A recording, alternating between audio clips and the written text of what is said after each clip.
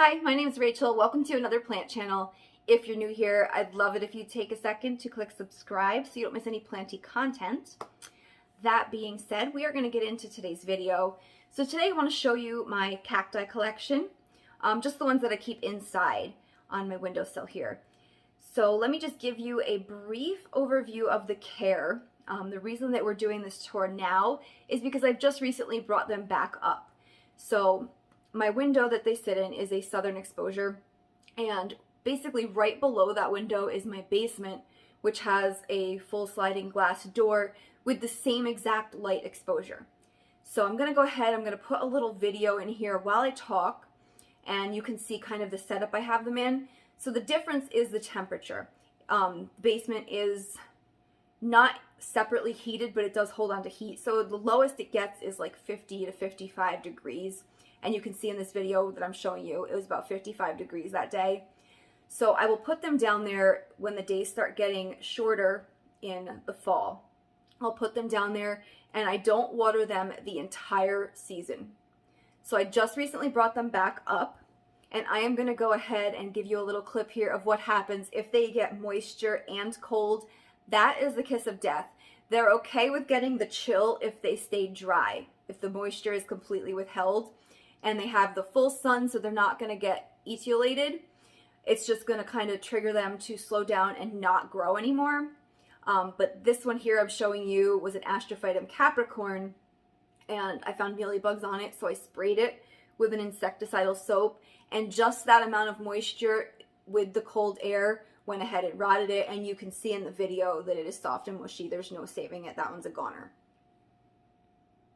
Okay, so forward to now. About a week ago when the clocks changed, I went ahead and I brought them all upstairs, and for the first week I don't give them any water. I just bring them up so they can kind of get used to the warmer temperatures, get ready, kind of be like, okay, spring is here, it's time to start growing again. After about a week of being in the warmer temperatures, I will go ahead and give them a little drizzle of water, and I'll do that for like a week or two, just to get them kind of ready, because the roots are going to be dry. They've been drying out all winter, and you don't want to flood them right off the bat. So once they're used to that and they're starting to uptake that water, then eventually I will work into my summer watering routine, which is in the pots I have them in. They're small pots. I water about every week, and I flush it through each time. You want to have a complete water where it runs out the bottom. And that is what I've been doing. Some of these plants are probably like 4 years old now. I've had since I started collecting plants. So we're going to turn the camera around, and I'm just going to show them to you. Now, I don't know scientific names for every single one of them. Let me warn you ahead. I feel like there's not as much hype and resources out there for different identifying cacti as there are for aeroids. I feel like aeroids get all the love, get all the hype, and it's really easy to kind of figure out what you have. And when you buy these little cacti at big box stores, lots of times they're not even named. They're just like cacti assortment, and I don't know enough about them like to identify them. So I've done the best I can to kind of figure out which groups they fall into. But that being said, whatever ones I know, I will tell you guys. So here's just a quick overview of the window that I have them sitting in. Like I said, this is a southern exposure. The ones on the end, obviously not cacti, they go outside, but right now I don't have a place to put them. So I'm just going to start down here, and we'll kind of go through these guys and see. Now, this is one of my first ones. I got that at IKEA, and I don't know what kind that is, but it regularly puts out babies. Back here is a toothpick cactus, and that one is really aggressive. That one you have to be careful with because it is super sharp. And the one next to it is some type of a mammillaria. My husband got me this one for Valentine's Day one year, and it came in one of those little pots with no drainage. When I got it, it was probably maybe only an inch or two tall, and it has grown over the years really well. And this is also one that consistently flowers. It flowers pink, and it does it kind of around in a circle. This one here is a Pelasgia chichipe, and I love the colors on that. Those little dots have been there now for probably I want to say going on to like 2 years now. And it hasn't spread and it hasn't really changed. So I'm just kind of letting it be. Next to that is a Lomerocereus pruinosus. And I just liked the look of this one. It's got that dusty blue look. Really pretty. And you've probably noticed I have rocks on top of my soil. Now, because they're small pots, I'm not too worried about it trapping moisture and causing overwatering issues. And the reason I put them on top is because the perlite floats to the top and drives me crazy.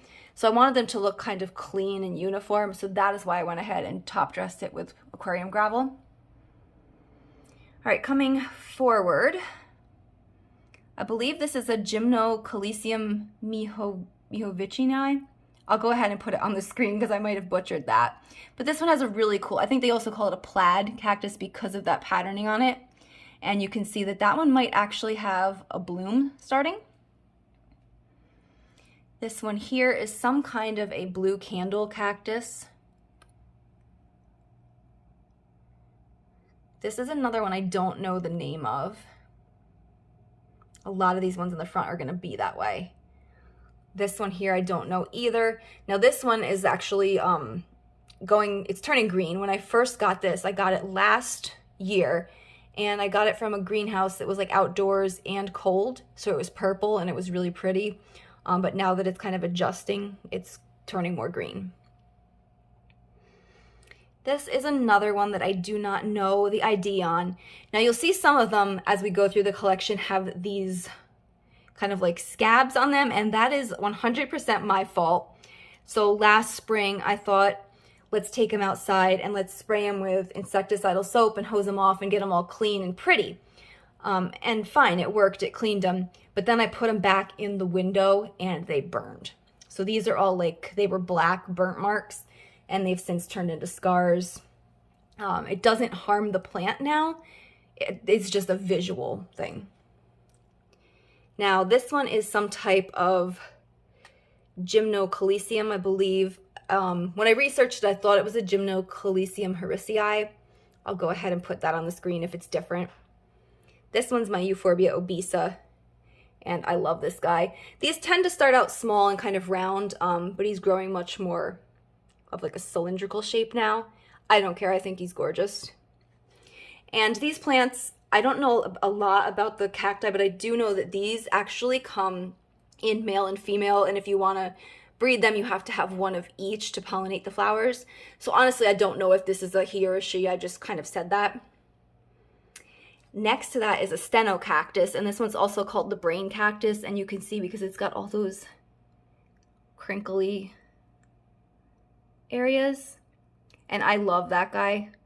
I think it's such a neat look. Next to that is my boob cactus, and this one has a name I cannot, if I have enough space on the screen, I'll spell it out. If you know, you know. This one has some spots on it that are actually concerning me. They look almost like they could be rust. So I'm kind of watching that to see. This part at the bottom has been there for like 2 years now. So that I'm not as worried about. I think it's just where it was in the soil previously. But these rust marks I am going to keep a really close eye on. So let's move over to the second half. And we'll start right back here. So this is, I believe, Echinopsis subdenudata. It's also commonly called domino cactus.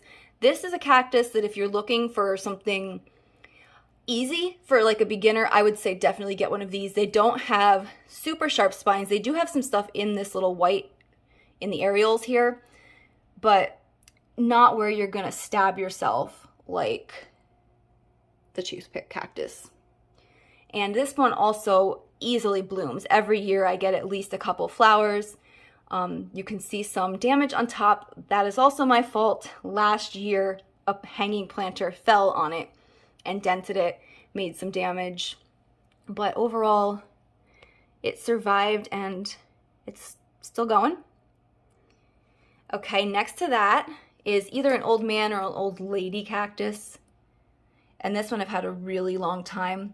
These are the only two that I gave like human names to. So both of my grandmother and my great-grandmother had like white curly hair.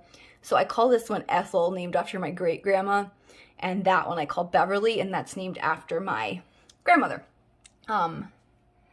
Now this one here is a Mammillaria plumosa, I believe. It's also a feather cactus, but just really pretty. And next to that I have some lithops. And I tried to research a ton of care for these guys. The best I have found is when they start to feel squishy to give them a little water. And if they are splitting, do not water them at all. And there's another pot of them there. And that pot I've had almost since the beginning of my plant journey. You can see down at the base where they have some dried, that's like the old leaves drying off. It never seems to get bigger really, but it does split each year. So at least it's doing something. And this is my Devil's Tongue barrel cactus.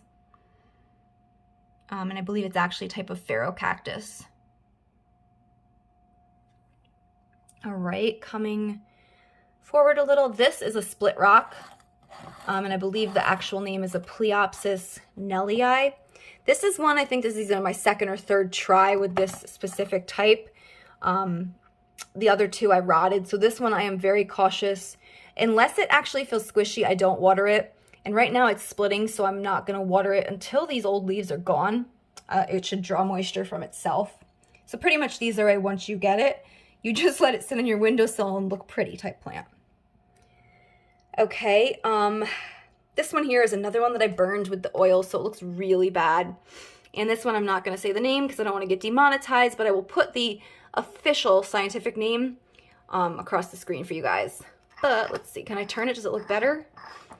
Okay, it looks, I don't know. I don't know if it looks any better, but I feel like I didn't want to buy a new one and start over because I did this. So it's kind of like something we've grown through. I know that's silly, but back here I have an Astrophytum, and I really like that one. I think they're out of the cacti, they're probably one of the more popular type cacti that people collect because they just have a neat look. Okay, next to that I have a small boob cactus, and this one was a propagation off of the original plant, and finally got to use that pot I picked up. All right.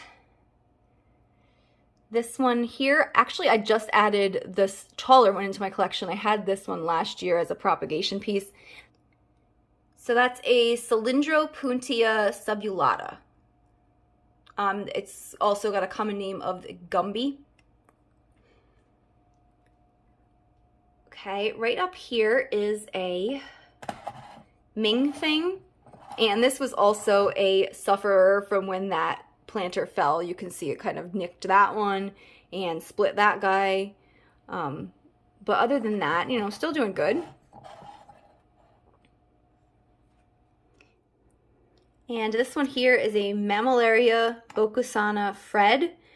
And the first time I saw this, I was watching a Patadendron video. If you guys don't follow him, you definitely should.